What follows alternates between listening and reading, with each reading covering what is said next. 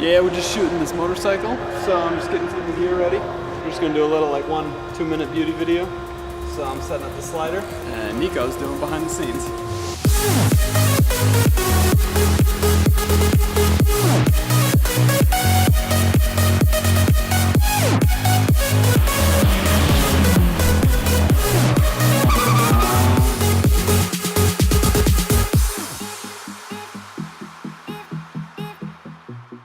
So what's this?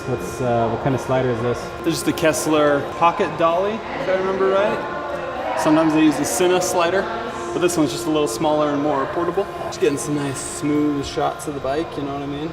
I'm not shooting yet because June's borrowing my filter and I gotta wait for it.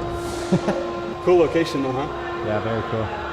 That's June back there, hiding in that corner, trying to take pictures of this thing. I'll probably have him move it, once you're done with these photos here, I'll probably have him move it more back out into the middle where it was. Yeah, that's probably an idea, so we can move it. How crazy is this? Where this thing started was my dad posted a computer rendering of this, a picture that is all over the internet, of this on my Facebook page, and I just immediately fell in love with it.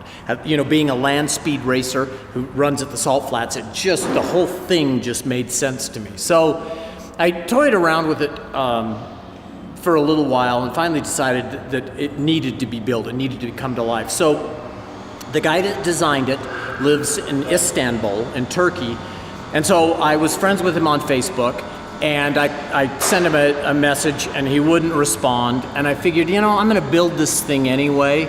So I just started putting it together and finished up the chassis and started on the mold, because I made this out of a composite. It's called basalt, but that's a whole other topic.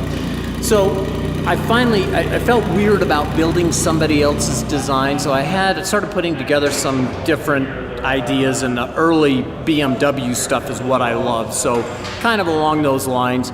And I finally called Mehmet, who's the guy who designed that, out on Instagram, and he finally responded, which, you know, I asked him, I said, why didn't you ever respond earlier? And he said, well, people ask me all the time to build my projects, but, you know, nobody ever comes through with it. So I built the majority of it, so then he was on board with getting involved. And since then, we've become really good friends, so.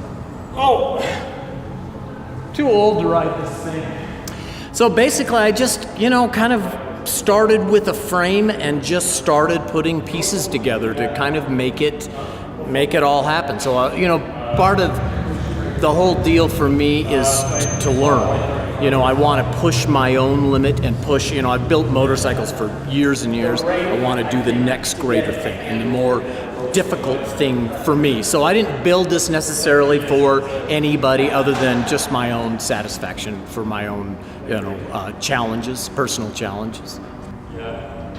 It looks like a great white shark from up here. It's got that like shark look. Yeah, dude. Nico's live streaming. Check that out. That's right. Check it out. Live streaming. It's fully roadworthy. It actually lifts up slightly to give you some clearance, and then I was explaining earlier, you kind of have to push the handles in to steer. So obviously it's not the most comfortable motorcycle, but as you can see, it's more of a, you know, art piece and true, you know, craftsmanship. I want one of these. It's a K75. So BMW had their flying brick engine or bike series that they started in the late 70s and ran until I think 95 or something, when they discontinued this exact version, and they made it in a 3-cylinder, which is what this is, and a 4-cylinder. So the 3-cylinder is 750 cc's. It's the identical as the 4-cylinder, less 1 cylinder, but transmission is the same, drives the same. They're all pretty much through that whole series. What, you know, typical BMW, they come up with a, you know, great design, and they just seem to roll with that. Right. So you take this engine apart, and it's very similar to, any of the an M50 engine would be very similar. So BMW's really smart about keeping what works for them and they keep that going. Yeah, I noticed when I was looking at it that I recognized a lot of the familiar components and screws and bolts, the And injectors, a lot, etc. a lot interchanges. So Very yeah, in fact, when I was putting the rear wheel on, I pulled one of the lug nuts off of my M6 because I couldn't find any lug nuts, No way. and it went right on. So yeah.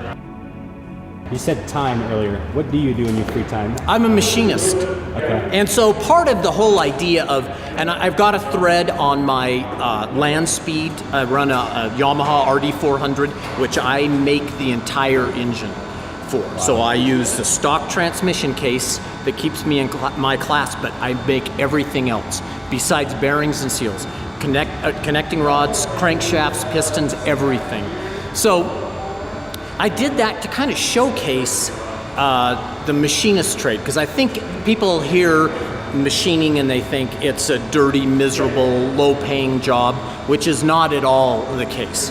And so I wanted to get kind of a big exposure to the cool things that can be built. So I'm a machinist for a living, and then I just, I'm just kind of showcasing the extent of what can be done.